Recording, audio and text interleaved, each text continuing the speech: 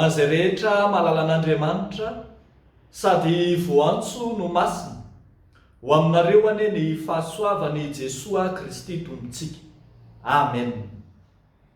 Taona vaovao, volana vaovao, lohahevitra vaovao manao hoe maharitra tsy miova ny tompo, ary dia amin'ny fifaliana no iarabanantsika rehetra noho ny amin'izany fahasoavana omeny tompo antsika lehibe loatra izany.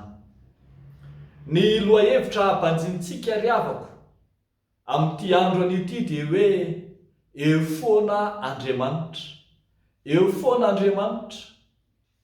Tarafintsika amin'ny mofinainantsika anio ny Salamo fa 2:1, ny 7:20 hatramin'ny 8:20. Eo foana Andriamanitra. Taoriana ny fitarainana lalina izay nataony mpanao salamo eo anatrehany toe-javatra izay mampisento loatra ny vahoakan'Andriamanitra. Indro fa nentina ho babo ny jiosy fahizay, tafalatsaka ankaterena ny olona voafidin'Andriamanitra, fa indro ziona nentina rava potika ary ijoda nentina ho babo, to tsy misy fanantenana intsony. Efa avy mitaraina lalina momba izany ny mpanao salamo, dia manasongadina kosa eto amin'ny 7:20 hatramin'ny 8:20 fa eo foana Andriamanitra. Miavaka izy amin'ny maha Andriamanitra azy, ilay Andriamanitra mandrakizay, tsy ilay Andriamanitra levon'ny fotoana, fa izy mihitsy no mandrakizay. Tsy azo ampitahaina amin'ny famoronana nataony ilay Andriamanitra mpamorona, fa ny voary izay noforonon'Andriamanitra amin'ny mampahary azy dia mandalo ihany. Izany no hitantsika eto, fa tsy maharitra levona, rovitra tahaka ny lamba aza, mandalo ihany ny fiainan'ny zanak'olombelona sy ny zavaboary rehetra. Fa Andriamanitra kosa, Andriamanitra tsy levon'ny fotoana, Andriamanitra tsy levon'ny zavatra miseho izay mandalo eto amin'ity fiainana ity. Andriamanitra maharitra mandrakizay izy. Tsy misy fetra ny faharetan'Andriamanitra.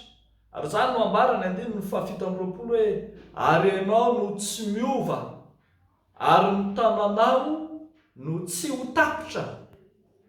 Arak'izany dia ambara fa Andriamanitra tsy voafetra.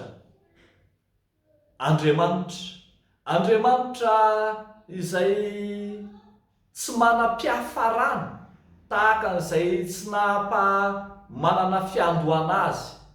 Ny bokin'ny Apokalipsy dia miteny fa izy ilay alfa sy omega, ny fiandohana sy ny fiafarana. Ny bokin'ny Exodosy dia milaza fa izy ilay nisy hatrizay ka ho mandrakizay. Izy ilay mandrakizay. Andriamanitra eo foana izy amin'ny vanim-potoana rehetra, ny lasa, ny ankehitriny ary ny ho avy rehetra dia eo ampelantanan'izy Andriamanitra.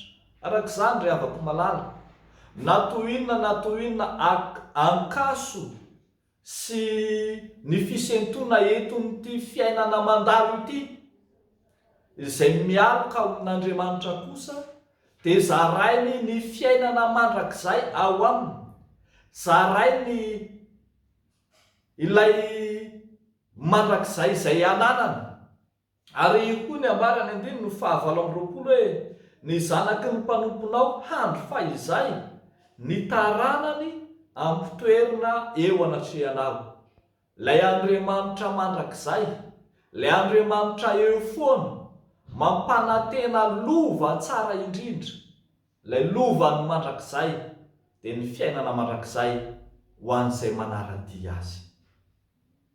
Ry havako malala ao amin'ny tompo, vaovao ny taona hoy isika tery am-piandohana. Amin'izao taona vaovao izao no ampahatsiarovana antsika indray ny tenin'Andriamanitra.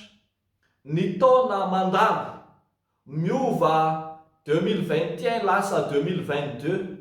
Ny toe-javatra rehetra izay misy mandalo, ny tany sy ny lanitra mandalo, ny zanak'olombelona ao aminy dia mandalo.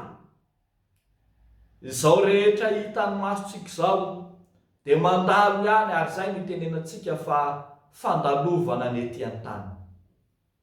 Fa mampanantena antsika kosa, hananantsika ilay toky tsy miova, ilay maharitra mandrakizay, fa eo foana Andriamanitra.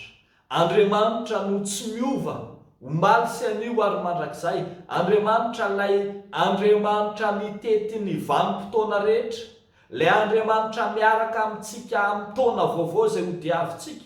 Andriamanitra izay vonona hanafy hery antsika eo ampamakivakintsika ny lalandavitra izay mbola ho diavina rehetra. Andriamanitra ilay afaka mampahery antsika amin'ny fotoana rehetra, amin'ny toe-javatra rehetra, amin'ny tafio-drivotra samy hafa izay mahazo. Eny, na dia mety ho tonga hatramin'ny faravanao azy, tahaka izay hitantsika amin'ny faravan'Israely. Dia izao manao hoe eo foana Andriamanitra. Toky sy fampanantenana ho antsika Andriamanitra, mandrakizay tsy miova Andriamanitra. Mahereza ry havana fa izay mialoka amin'Andriamanitra tsy miova dia omeny ny fanantenana maharitra ao aminy. Mahereza ry havana fa hitantananao Andriamanitra mandrakizay, ilay tsy miova amin'ny lalandavitra izay ho vakivakinao. Mahereza ry havana, ombanao ane Andriamanitra. Amen. Ivavaka isika. Tompo Andriamanitra eo faly sy ravo ny tany aman-danitra, nomenao ny taona vaovao, nomenao ny volana vaovao, nomenao ny andro vaovao izay mariky ny fandram-po sy ny fiantranao, mariky ny fanarahanao Andriamanitra tsy miova ny fiainanay.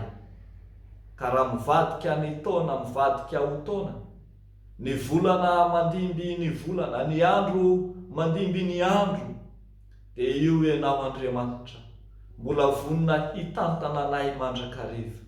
Ka izany no hitondranay eo ampelatananao ny fiainanay, ny fanahinay, ny hoavinay, ny momba ny ankohonana tsiraray avy, ny tetikasa, ny faniriny, ny fikasana tsara rehetra amin'izao voalohan'ny taona izao apetraka eo ampelatananao. Tompo, mamanginy tsiraray avy, ho feno fahasoavana sy fiadanana ny fiainana. Mamanginy tsiraray avy, ho feno fifaliana sy fitahiana ny fiainany tsiraray. Amin'ny anaran'i Jesosy, lay eo foana, lay eo mandrakariva, lay tsy mandao na mahafohy anay, nanaovanay izany vavaka izany. Misaotra Tompo. Amen.